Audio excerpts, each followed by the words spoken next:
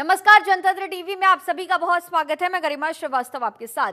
संगम नगरी प्रयागराज में महाकुंभ जारी है। 13 जनवरी से शुरू हुआ कुंभ 45 दिनों तक चलेगा। महाकुंभ में शामिल हुए अखिल भारतीय अखाड़ा परिषद के अध्यक्ष महंत रविंद्र पुरी जी महाराज से हमारे सहयोगी बसंत शर्मा ने खास बातचीत की है। देखिए रिपोर्ट। प्रयागराज महाकुंभ में हमारी मौजूदगी, हमारे साथ अभी फिलहाल मौजूद है अखिल भारतीय अखाड़ा परिषद के अध्यक्ष हैं महंत रविंद्र पुरी जी महाराज। स्वागत है सर जनतंत्र टीवी। बहुत आशीर्वाद साधुवाद जनतंत्र को। सबसे पहला सवाल साधु महाराज जी आपसे ये है कि महाकुंभ को किस तरीके से आप देखते हैं महाकुंभ में हमारी मौजूदगी समय? देखिए, महाकुंभ जो आप देख रहे हैं, जो करोड़ों की संख्या में श्रद्धालु आई है, जनता आई है, इनकी आस्था, इनका विश्वास है। ये साक्षात जो जल सामने आपको दिख रहा है, ये जल नहीं, माँ भगवती का वास इसमें दिखता है। और पूरे प्रयागराज में 33 कोटि देवी देवताओं का वास दिखता है। हमारे स्नातन में 33 करोड़ देवी देवता माने गए हैं। और इस समय जितने भी हमारे देवी देवता है, ब्रह्मा विष्णु महेश, सभी इस समय जो है प्रयागराज में विराजमान है। यक्ष गंधर्व किन्नर जितने भी हमारी यूनियाँ है, सभी यहाँ विराजमान है। और जितने भी श्रद्धालु यहाँ आते हैं, उनको माँ भगवती गंगा, माँ भगवती यमुना और अदृश्य माँ सरस्वती एवं समस्त देवी देवताओं का आशीर्वाद प्राप्त होता है। कहा जाता है कि महाकुंभ जब होता है तो सनातन बेहद ज़्यादा फैला लेता है। अब सनातन को लेकर बात करिए, बात कही जाती है कि सनातन का एक महापर्व महाकुंभ है जिसमें आस्था और परंपरा एक दूसरे को गले लगाते हैं महाराज जी। और आज के समय में सनातन को देखते हुए महाकुंभ कितना महत्व है इस पूरे विश्व के लिए? देखिए, आपने देखा होगा हमारे स्नातन में सभी जितने भी हम हिंदू मुस्लिम सिख ईसाई सभी एक संदेश के हम यहाँ पे एक है। अगर अभी आप जाएंगे मेला भूमि में जाएंगे, आपको यहाँ हिंदू मिलेगा, मुसलमान मिलेगा, सिख मिलेगा, ईसाई मिलेगा, सब मिलेंगे। और मैं समझता हूँ इतना बड़ा जो आयोजन हो रहा है, इसमें कितने लोगों को रोजगार मिल रहा है, आपने ये भी देखा होगा। और कहाँ कहाँ से लोग आए हैं। मैं ये भी कहूँगा, जब हमने पेशवाई निकाली थी जो छावनी प्रवेश के नाम से जानी जाती थी, हमने प्रयास किया था पूरे हिंदुस्तान से हमने झांकियां बेड हमने मंगाए थे, क्योंकि हमें एकता का संदेश देना था। और इससे पहले ही हमारे माननीय प्रधानमंत्री जी एकता का संदेश दे गए थे। ये जितने भी आयोजन हो रहे हैं, ये सब हमारे लिए एकता का ही संदेश देते हैं। और मैं चाहूँगा कि जिसकी भी आस्था है वो अपने माँ भगवती गंगा जी में डुबकी लगाए और ज्ञात अज्ञात में जो हमसे पाप होते हैं उसके प्रायश्चित करने का ये सही अवसर है। बिल्कुल, जैसा कि आपने कहा कि एक एकता की भावना को महाकुंभ दर्शाता है। और पिछले कुछ समय में एक बहुत बड़ी चर्चाओं का विषय रहा एक नारा जो मुख्यमंत्री योगी आदित्यनाथ ने दिया, बटेंगे तो कटेंगे। और साथ ही साथ उसके बाद देखने को मिला कि महाकुंभ में जो मुस्लिम समुदाय के लोग हैं उन पर बैन लगा दिया गया। देखिए, ये कहने की बातें होती है, जब जब कभी ऐसे बयान आते हैं उसका जवाब हमें भी देना पड़ता है।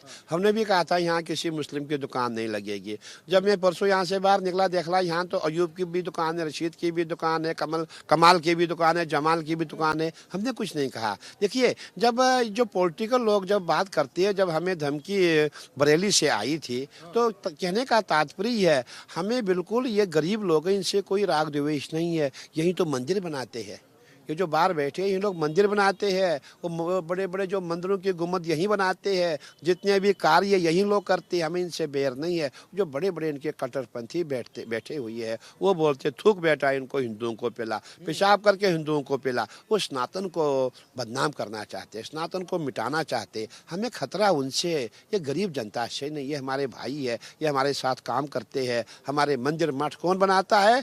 गैर हिंदू ही बनाता है, हम नहीं बनाते। हिंदू बहुत कम काम करता है, गैर हिंदू काम करता है। इसीलिए हमें इनसे कोई बैर नहीं है, हमें बैर कट्टरपंथियों से है। बहुत बहुत शुक्रिया जनतंत्र टीवी को, बहुत आशीर्वाद साधुवाद। तो आपने सुना रविंद्र पुरी जी महाराज को और अपने विचार जनतंत्र टीवी के साथ उन्होंने साझा किए और सनातन की खूबसूरती को अपने शब्दों में बयां भी किया।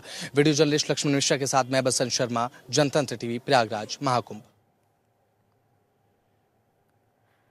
महाकुंभ में देश दुनिया से श्रद्धालु शामिल होने के लिए प्रयागराज पहुंच रहे हैं। ऐसे में बाहर से श्रद्धालुओं से हमारे सहयोगी बसंत शर्मा ने खास बातचीत की है। देखिए रिपोर्ट।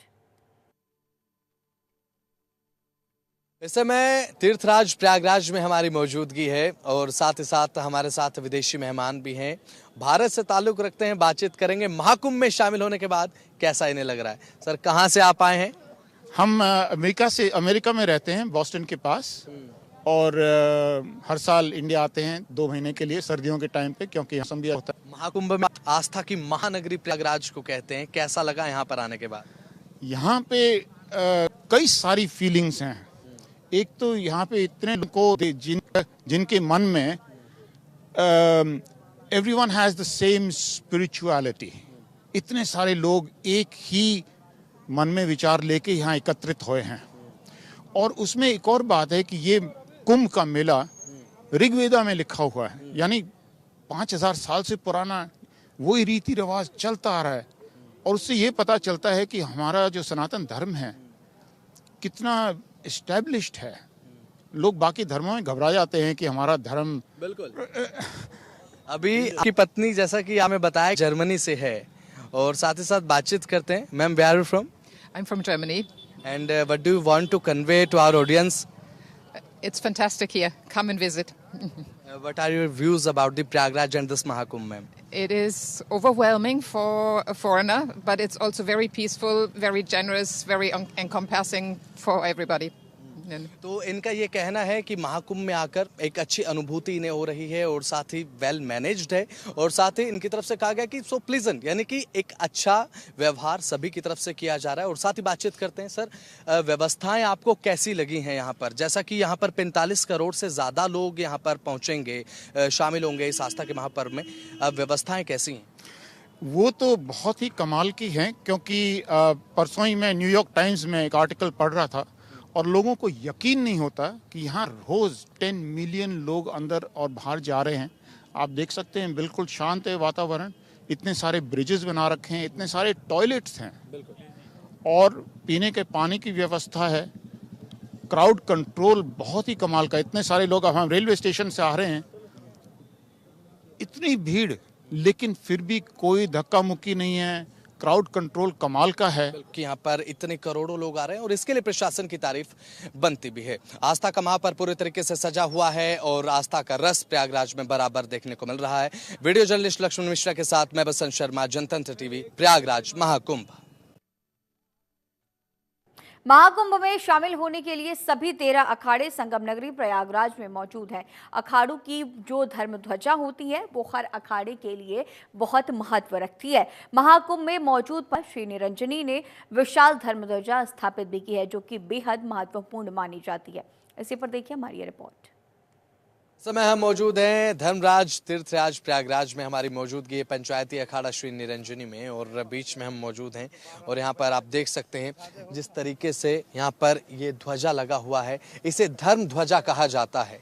और ये धर्म ध्वजा बताया जाता है कि जब पंचायती अखाड़ा श्री निरंजनी स्थापित होता है महाकुंभ में आके, तो सबसे पहले स्थापना इस धर्म ध्वजा की होती है।